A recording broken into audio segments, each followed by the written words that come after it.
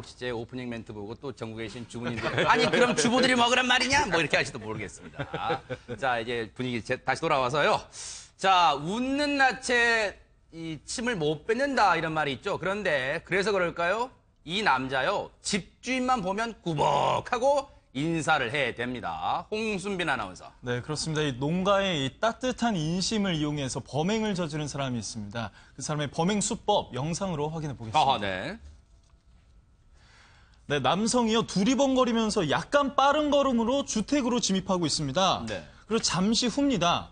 볼일을 보고요. 네. 집으로 들어가던 여성이 여기서 잠시 멈칫합니다. 어허. 뭔가를 본 건데 이 수상한 남성을 발견한 거예요. 네. 집에서 나오는 모습을 발견하니까 이 남성이 전혀 당황한 기색 없이 마치 알던 사람인처럼 어허. 정중하게 꾸벅 인사를 하고 떠납니다. 여성이 집 안에 들어가 보니까 네. 집이 난장판이 돼 있었던 거예요. 아이고. 그러니까 지금 영상 보면 지금 이제 그 양산 쓰신 이분이 잠깐 멈추잖아요. 그렇죠. 아마 그랬던 것 같아요. 홍수민 아나운서. 아, 누구세요? 지금 우리 집에서 뭐 하시는 거예요? 지금 그렇죠. 그랬던 것 같아요. 지금. 뭐 아들도 아니고 아들 친구도 아니고 네. 처음 본 사람 이렇게 집에서 나오니까 아. 황당하셨겠죠. 네. 그런데 알고 봤더니 저 집주인께서 들어가 봤더니 집이 그냥 난장판이 됐다는데 그러면 혹시 없어진 게 있어요? 홍수민 아나운서? 일단요. 돈, 금품 세상에. 다 없어집니다. 아이고. 들어가 보니까 뭐 안방이 열려 있었어요. 안방이 난장판이 돼 있는데 네. 핸드백까지 열려 있어서 혹시나 해서 살펴보니까 아이고. 핸드백 안에 들어있던 네. 돈과 그리고 안방에 있던 금품들이 사라집니다. 아이고. 근데 김복진 의원님, 예, 지금 예. 영상 보면요. 집주인께서 지금 양산을 쓰실 정도면 대낮이란 얘기잖아요. 이게 낮이죠. 범죄가 이렇게 대담해졌습니까, 이게? 아니 농번기에 시골을 그 빈집이라든지 이제 시정장치, 문 잠금 장치가 잘 안 돼 있거든요. 시골에는 아. 그런 집만 전문으로 노리는 사람들은 네. 대낮에 옵니다. 아. 밤에는 논밭에서 일하시고 과수원에서 일하고 집에 들어오시기 때문에 네. 밤에는 이제 그 뭐 절취 행각을 안 하는 거고요. 네. 이건 반드시 그 낮에 빈집이나 아니면 그 문이 잘 안 잠긴 집에 들어가는 건데요. 아하. 형사들이 그 가장 치사한 도둑놈들이라고 미워하는 그 부류가 아하. 이 농번기 절도 도둑놈들. 그래요? 근데 저 사람들이 그냥 무작정 들어가지는 않았을까? 뭔가 준비를 할 텐데 만약에 집주인을 맞닥뜨리면 내가 무슨 말을 해야지라고 뭔가 계획했을 거 아니에요? 그러니까 뭐 우연히 산책하다가 목이 말라서 들렀다든지 네. 화장실이 급해가지고 왔습니다라든지 핑계는 이제 여러 가지도 되죠. 네. 예. 백 변호사님, 나름대로 자기들 이 절도범 입장에서 머리를 쓴 거네요, 그러면. 준비를 하는 거죠. 네. 그러니까 지금 말씀하셨던 것처럼 농번기에는 낮에 빈집이 많으니까 일단 네. 빈집을 터는데 아. 빈집을 터는 과정에서 나중에 이제 발각이 되는 경우도 있고 아니면 들어가기 전에 사람이 있을 수도 있잖아요. 그러네요. 노린집이. 노린집에 또 농촌이 인심 되게 좋잖아요. 어머니 저 목이 너무 마른데요. 아이고. 제가 지금 화장실 너무 급한데 화장실 쓰면 안 되겠습니까? 하면 안 되라고 하는 분들이 별로 없어요. 네. 이제 그러고 나서 안에 들어가서 완전히 무방비 상태로 들어가서 이제 네. 절취 생각을 한 건데 아하. 이번 같은 경우도 보니까 이번 한 번 저 영상이 한 번이 아니라 네. 총 13번에 걸쳐서 2,800만 원 정도를 세상에, 2015년 6월부터 최근까지 백 변호사님 설명처럼 무려 13차례에 걸쳐서 경기도 고양시 일대에서요, 농가주택, 아마 거기가 이제 도농복합도시인 걸 노린 것 같아요. 2,800만 원 정도의 금품을 훔친 혐의를 받고 있는데 세상에 이 피해를 당하신 분들 얼마나 이 억장이 무너지겠어요. 이 주민들, 인근 주민들 이 말씀 한번 들어보시고 이어가 보도록 하겠습니다. 열어놓고 밭에 일하러 갔다 오는데 안에서 남자가 나와서 왜 거기서 나오니까 걔가 뭐 쫓아와서 나왔다고 그랬대요. 또 농사지니까 그냥 뭐 시골집에 누가 와서 화장실 들어가고 급하다 그러면 뭐 물도 달라고 노인네들이 그냥 내비둔다고 다. 황 교수님, 저희가 예상대로 지금 주민분들 그 말씀도 그랬잖아요. 아유, 갑자기 와서 막 급한 척하면서 화장실 쓰고 싶다 그러면 진짜 어느 분이 안 쓰게 하겠어요. 그렇죠. 네. 네. 그리고 또 농가의 경우는 이렇게 인사를 잘하고 다른 사람들하고 잘 어울리려고 화합하려는 모습을 보이면 금방 마음을 열어주거든요. 그러네요. 아하. 그러니까 그 좋은 점을 오히려 본인이 나쁘게 악용해서 악용했네요. 절도를 저지른 거고 네. 참 이렇게 금품을 훔쳐서 그걸 사실 본인이 쓸 일은 없잖아요. 아하. 그걸 전부 팔아서 현금화를 했다고 하는 거죠. 아하. 그리고 네. 그 돈을 유흥비로 모두 탕진했다고 합니다. 아이고, 이거 네. 보면요.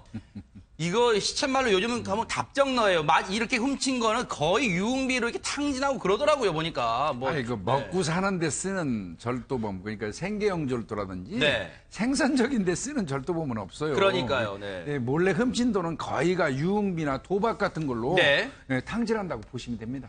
그런데 황 교수님, 이 물건을 훔쳐가지고 현금화로 하려면 소위 말한 장물합 이 물건들을 좀 취급해준 사람이 있었을 거 아니에요? 그렇죠. 그러니까 금은방을 간 거죠. 이 이제 절도를 해서 금은방에 가서 사실은 그거를 작물을 이제 사서 네. 그런 걸 다시 판매하는 그런 행동을 하면 안 되는데 아하. 이제 아마도 제 생각에는 조금 더 싸게 저렴하게 내놓지 않았을까 싶습니다. 아하, 아무래도 네. 작물이니까. 네. 그럼 그것들을 이제 여러 이제 한 4명 정도 되는 금은방 주인들이 그거를 이제 구매를 해서 아하. 결국은 같이 범죄에 연루된 거죠. 아하. 네.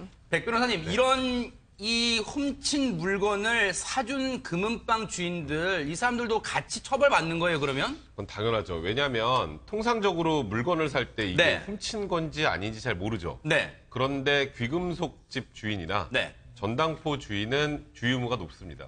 아, 그래요? 왜냐하면 이런 정도의 귀금속을 가지고 왔는데 출처가 어디서 가지고 온 건지 이런 걸 아하. 확인해야 될 의무가 있는 거예요. 네. 귀금속집 주인 같은 경우에는. 네. 그리고 아까 조금 전에 황 교수 말씀하셨던 것처럼 네. 이제 통상 가격보다 좀 싸게 팔려고 해요. 네. 그럼 의심을 해야죠. 아하. 근데 그런 걸 의심하지 않으면 네. 고의가 없더라도 이런 분들 같은 경우에는 중과실이 인정이 됩니다. 그러니까 네. 작물죄 같은 경우에는 유일하게 이제 재산죄 중에 네. 그러니까 중과실이 있으면 처벌하는 범죄이기 때문에 네. 이 경우에는 처벌이 되죠. 아하.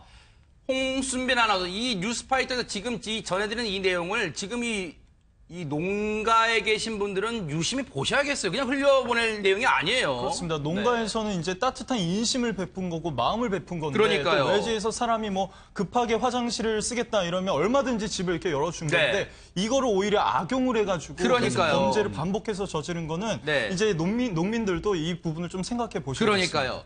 이 경찰 입장에서 그러죠. 이 사람들이 이 잡고 보니까 나름대로 주도 면밀했다고 하는데 경찰 얘기 들어보시고 마저 이어가 보도록 하겠습니다. 범행할 때는 주로 복장이 슬리퍼를 신고 또는 자전거를 타고 다니면서 반바지에 반팔티를 입고 거의 중년인 척.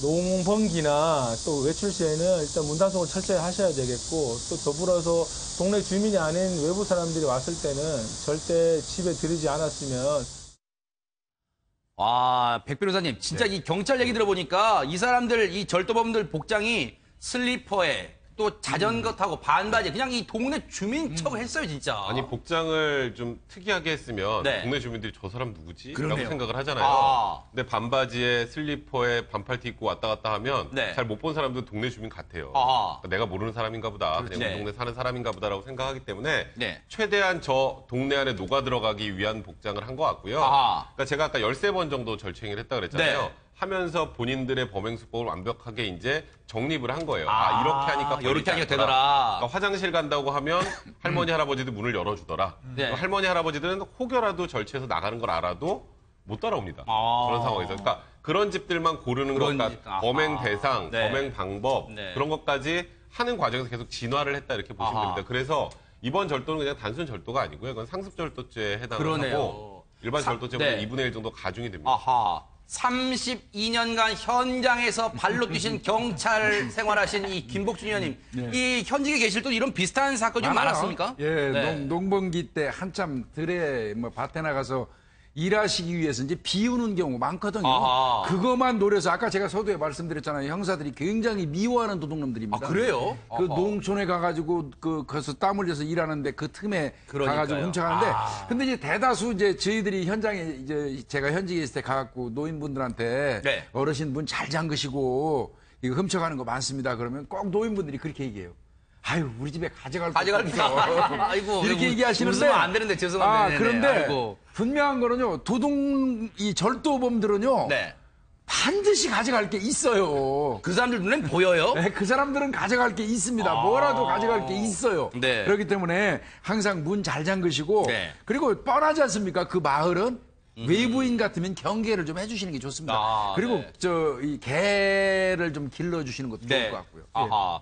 근데 백 변호사님, 이 사람 수법 봤을 때 여죄가 더 있을 것 같지 않습니까? 어떻습니까? 그건 당연히 확인을 해봐야 되고요. 네. 지금 조금 전에 영상을 보시면 아시겠지만 너무 자연스럽잖아요. 그러니까요. 네. 범행도 한두 번 하면 저렇게 자연스럽지가 않아요. 네. 저는 그전에도 이와 유사한 범행을 범했을 그렇죠. 가능성이 굉장히 높기 때문에 네. 여죄도 반드시 확인을 해야 될 것 같고요. 그러니까요. 네. 지금 현재 드러난 것만 가지고도 아마도 실형에 선고될 가능성이 높습니다. 아, 그래요? 이게 범행이 너무 여러 번이기 때문에 아, 네. 그 죄질이 굉장히 안 좋잖아요. 그러니까요. 근데 여죄까지 발견되면 그것까지 추가해서 이제 처벌이 네. 될 가능성이 많습니다. 김복준 의원의 말씀처럼 여러 범죄 중에서도요, 땀 흘려 일하시는 분들, 이 소위 말하는 등쳐먹는 사람들요, 죄질을 정말 단죄를 해야 될 것 같습니다.